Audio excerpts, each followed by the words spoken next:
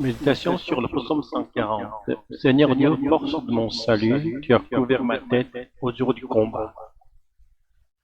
Ce psaume est une prière de David qui implore Dieu de le protéger des hommes violents, de ceux qui cherchent à faire couler le sang. Aujourd'hui, rares sont ceux qui, comme David pourchassé par Saül, vivent continuellement sous la menace de mort. Et pourtant, les civils et les soldats dans les zones de guerre vivent chaque jour cette angoisse. À notre époque, la guerre a changé de visage. Les drones volent dans le ciel, silencieux, invisibles, prêts à frapper sans prévenir. Le danger vient d'en haut, sans cri, sans visage. Le film Les oiseaux d'Alfred Hitchcock, où les créatures ailées attaquaient les hommes sans raison, semble avoir pris cher. La fiction est devenue réalité. Il y a un combat encore plus profond et invisible aux yeux plus anciens que toutes les guerres, c'est celui de l'âme.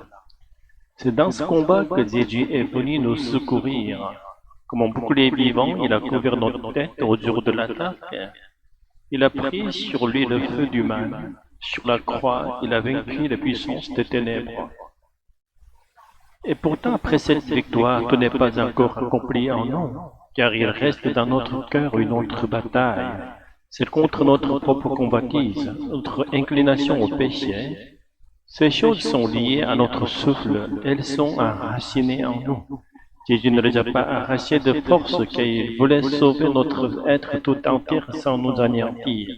Alors il nous a fait un autre don, il a envoyé le Saint-Esprit, il l'a placé en nous pour que peu à peu, par sa présence, il gouverne nos pensées, transforme nos désirs, sanctifie notre cœur. Et cette œuvre ne s'impose pas, elle ne s'accomplit que dans la foi et l'accueil libre. Le Saint-Esprit n'agit pas comme une machine, il attend notre oui, il désire notre confiance, notre coopération. Et c'est là précisément, là, dans cet acte de foi, que quelque chose s'ouvre en nous. Oui, réalisons alors que même notre réponse, même notre collaboration était déjà grâce. Nous comprenons que c'est Dieu qui nous a donné la capacité de croire, de vouloir, d'aimer. C'est pourquoi seule la personne qui a goûté à cette grâce peut vraiment dire tout est grâce. Tant qu'on est encore à l'extérieur de cette expérience, ces mots peuvent heurter, voire blesser. Car comment dire à quelqu'un qui ne croit pas encore, tu n'as pas reçu la grâce, sans éveiller en lui une profonde incompréhension ou une douleur? Il en va de même pour la doctrine de la prédestination chère à Calvin.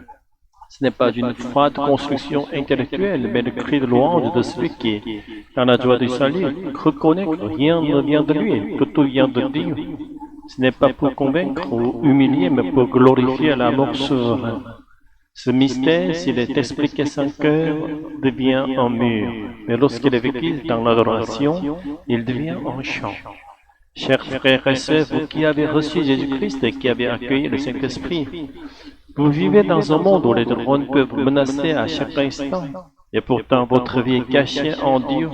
Votre chair retournera un jour à la poussière, mais l'Esprit de Dieu vous relèvera dans un corps nouveau. Ce que nous devons craindre n'est pas à l'extérieur. Ce ne sont pas les machines, les armées, les violences. Le plus grand ennemi est en nous. C'est cette convoitise sourde, ce penchant au mal qui nous accompagne comme une ombre. Et contre cet ennemi-là, nous sommes toujours perdants si nous l'affrontons seuls.